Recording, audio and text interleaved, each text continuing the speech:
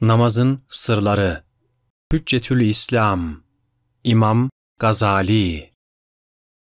Namazda huşunun fazileti. Allah Teala konuyla ilgili ayetlerde şöyle buyurmuştur: Ve akimis salate li zikri. Beni anmak için namaz kıl. Taha suresi 14. Ve la tekun minel gafilin. Gafillerden olma. Ara suresi 205. Ya eyyühellezine amenu la teqrabus salate ve entum sukara hatta ta'lemu ma tegulun. Ey iman edenler! Siz sarhoş iken ne söylediğinizi bilinceye kadar namaza yaklaşmayın. Nisa suresi 43. Bazıları bu ayette geçen sarhoşluğun dünyayı çok dert etmekten ve dünyayı aşırı derecede sevmekten ileri geldiğini söylemişlerdir. Vehb bin Münebbih, ayetten murat zahir manasıdır demiştir. Fakat onda dünya sarhoşluğuna da bir uyarı vardır. Çünkü sebep anlatılırken ne söylediğinizi bilinceye kadar buyurulmuştur. Nice namaz kılanlar vardır ki şarap içmemiştir fakat kalbini meşgul eden dünya sevgisi ve dertleri sebebiyle namazda ne okuduğunu bilmez. Hazreti Peygamber sallallahu aleyhi ve sellem şöyle buyurmuştur: Kim içinden dünya ile ilgili namazın huşuğunu bozacak bir şey geçirmeden 2 rekat namaz kılarsa geçmiş günahları affedilir. Allah Resulü diğer bir hadisinde şöyle buyurmuştur: Şüphesiz namaz, zillet, tevazu, yalvarma, yakarma ve pişmanlıktır. Elini kaldırıp ''Ey Allah'ım, ey Allah'ım'' diye dua etmektir. Kim böyle yapmazsa onun namazı eksik olur. Rivayete göre Yüce Allah geçmiş kitaplarda şöyle buyurmuştur: Her namaz kılanın namazını kabul etmem. Ancak yüceliğim karşısında tevazu gösterenin, bana karşı büyüklük taslamayanın ve benim rızam için aç fakirleri doyuranın namazını kabul ederim. Resulullah sallallahu aleyhi ve sellem buyurmuştur ki, namaz, hacdaki tavaf, say ve diğer bütün vazifeler sadece Allah Teala'nın zikrini ikame, hayatın her anında icra için emredildi. Zikrettiğin, maksadın ve aradığın Allah'a karşı kalbinde bir saygı ve heybet olmazsa, bu zikrinin ne faydası olur? Resul-i Ekrem sallallahu aleyhi ve sellem, kendisine tavsiyelerde bulunduğu kişiye, Enes bin Malik'e şöyle buyurmuştur: Namaz kıldığın zaman, sanki dünya hayatına veda eden kimsenin kıldığı namaz gibi kıl. Yani, nefsine veda eden, hevasını terk eden, ömrünü bitirip Yüce Mevlasına giden kul gibi namaz kıl. Şu ayette buyurulduğu gibi, Ya eyyuhel insanu inneke kâdihun ila rabbike kedhan femulâqih. Ey insan! Şüphesiz sen Rabbine ulaşma yolunda çabalayıp durmaktasın ve sonunda ona kavuşacaksın. İnşikak suresi 6. Diğer ayetlerde şöyle buyurulmuştur: وَاتَّقُوا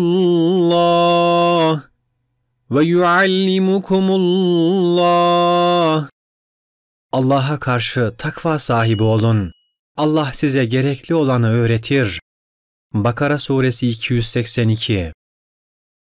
وَاتَّقُوا اللّٰهَ وَاعْلَمُوا أَنَّكُمْ مُلَاقُوهُ. Allah'a karşı takva sahibi olun ve kesin olarak bilin ki ona kavuşacaksınız. Bakara suresi 223. Resulullah sallallahu aleyhi ve sellem şöyle buyurmuştur: Kimi kıldığı namaz hayasızlıktan ve kötü işlerden alıkoymazsa, kendisinin sadece Allah'tan uzaklığını artırır. Namaz, Allah ile münacaattır. özel konuşmadır.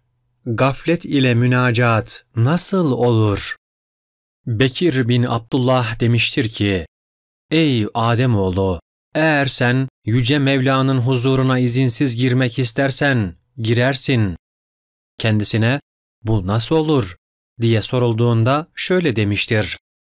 Abdestini güzelce alırsın, mihrabına, namaz kılacağın yere geçersin, işte o zaman izinsiz olarak Rabbinin huzuruna girmiş olursun. Arada bir tercüman olmaksızın onunla konuşursun. Hazreti Ayşe radıyallahu anha demiştir ki, Resulullah sallallahu aleyhi ve sellem bizimle konuşurdu. Biz de kendisiyle konuşurduk. Namaz kılacağı esnada sanki o bizi, biz de onu tanımaz bir hale girerdik. Allah Resulü'nün bu hali, Allah Teala'nın azametiyle meşgul olmasından kaynaklanmaktadır. Resulullah sallallahu aleyhi ve sellem şöyle buyurmuştur.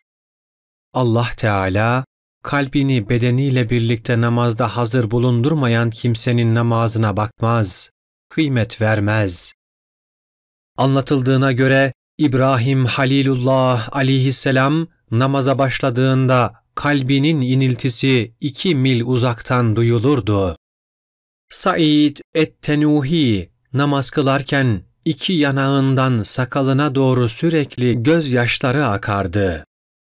Resulullah namazda sakalı ile oynayan birini görünce, şayet bunun kalbinde huşu olsaydı, azaları da huşu içinde olurdu, buyurdu.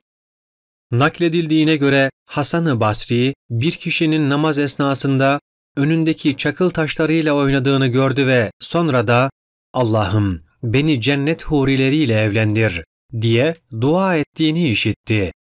Ona, sen ne kötü bir talipsin, hem hurileri istiyorsun hem de namaz esnasında çakıl taşlarıyla oynuyorsun, dedi.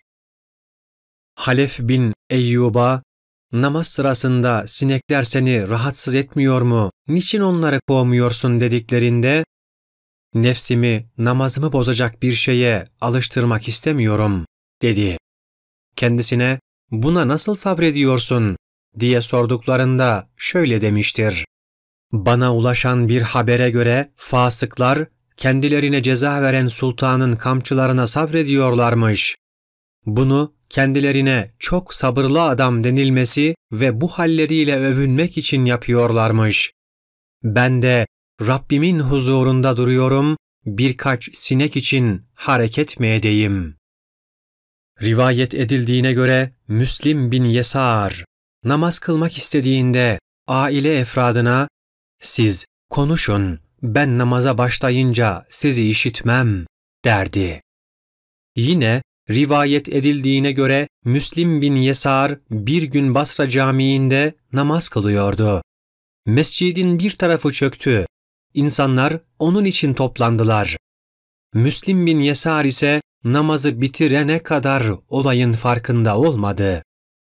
Ali bin Ebu Talib radıyallahu anh, namaz vakti girince titremeye başlar ve yüzünün rengi değişirdi. Kendisine, ''Ey müminlerin emiri, bu halin nedir?'' diye sorulunca şöyle derdi. Allah Teala'nın göklere, yere ve dağlara arz edip de onların yüklenmekten çekindikleri ve benim yüklendiğim ilahi emaneti, namazı, eda zamanı geldi. Ali bin Hüseyin'den nakledildiğine, o, abdest alınca rengi değişir, sararırdı. Ailesi ona, abdest anında sana arız olan bu durum nedir diye sorduklarında, kimin huzurunda durmak istediğimi biliyor musunuz, derdi.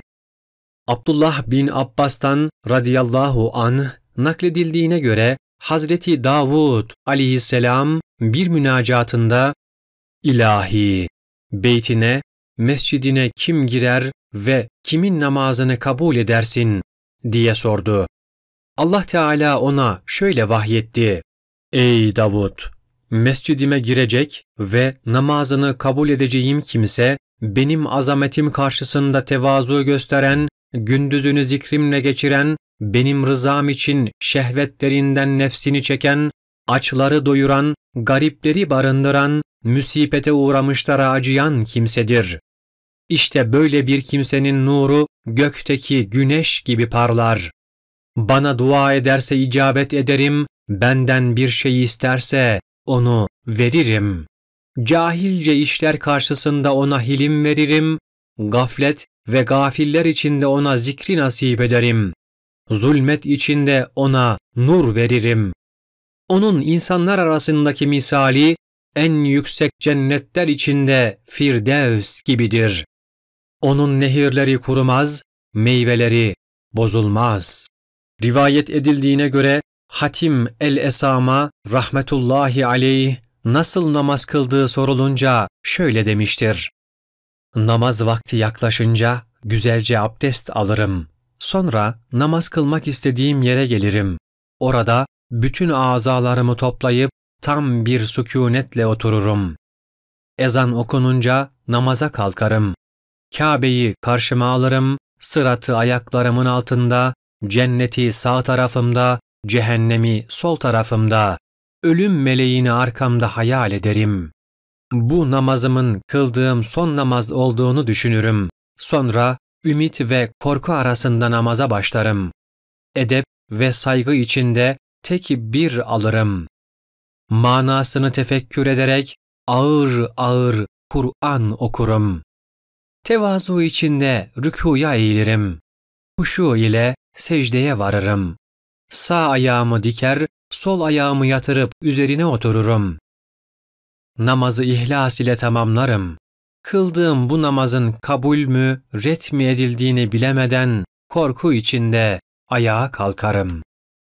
Abdullah bin Abbas radıyallahu anhuma demiştir ki, tefekkür ederek 2 rekat düzgün namaz kılmak, kalbi gafil bir halde geceyi ibadetle geçirmekten daha hayırlıdır.